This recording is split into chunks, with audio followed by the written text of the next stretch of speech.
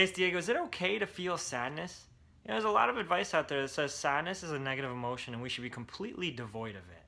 And I want to go on the record and say that that's not the case. If you feel sadness, it's okay. It's absolutely okay. It's okay for you to feel sadness. And far be it for me or anybody else to tell you that sadness is a negative emotion. Because I promise you, at some point in your life, you're going to feel sadness. There's going to be a person that you care about immensely, a person you love that passes away, or maybe a relationship that takes a turn that you didn't totally expect. It's okay for you to feel sad in those moments. Sadness in and of itself has a positive intent.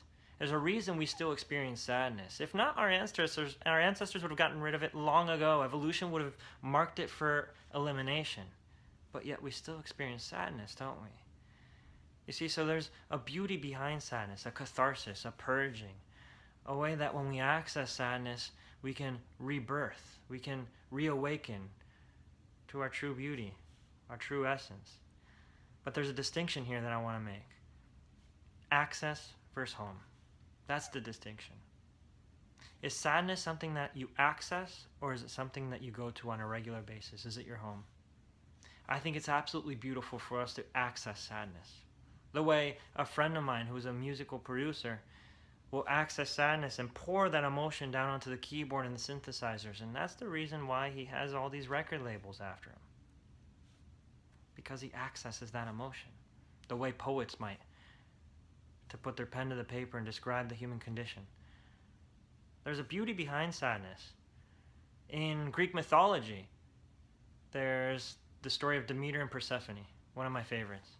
Demeter, the goddess of harvest, her daughter Persephone goes out into the netherworld for 6 months out of the year. And for 6 months out of the year, well, Demeter's sad. And that's the reason, as the goddess of the harvest, she's responsible for all the seasons.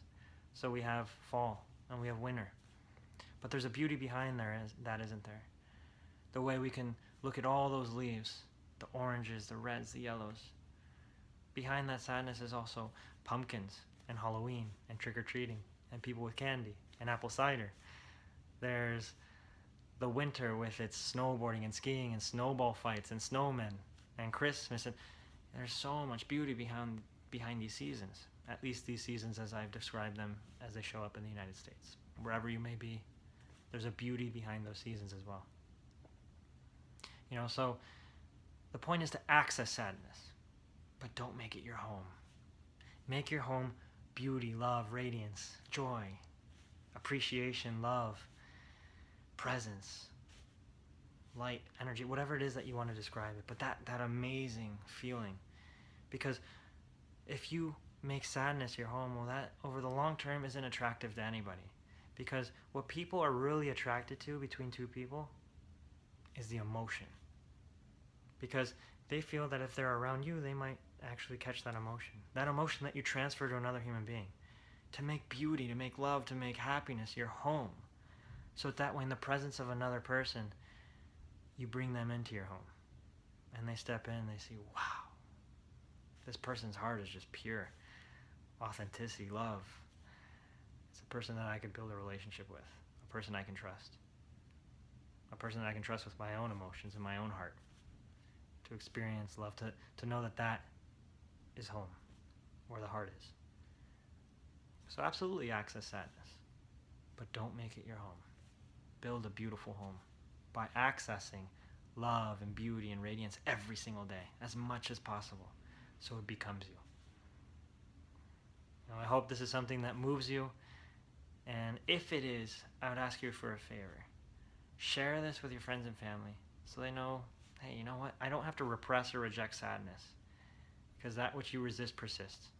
Instead, let me embrace it when it does show up. Let me love it. Let me appreciate it so that way I engulf it with love and I come back to the beauty of my own home, of my own heart. I would love for you to share it so your friends and your family can experience that. And if this is your first time seeing me, if you saw it shared, do me a favor and reshare it, and absolutely do me the favor of liking the page, because it moves my message, it moves my content, and more importantly, it moves people to love. If you're seeing me anywhere other than my blog, you can go over there and drop in your email, and I'll send you 9 rules that I use in every single one of my relationships to make it absolutely amazing. That website is bumpingintoLove.com. gmail.com. I'll sign this out how I sign out every single one of my videos. Don't forget about a thing called love.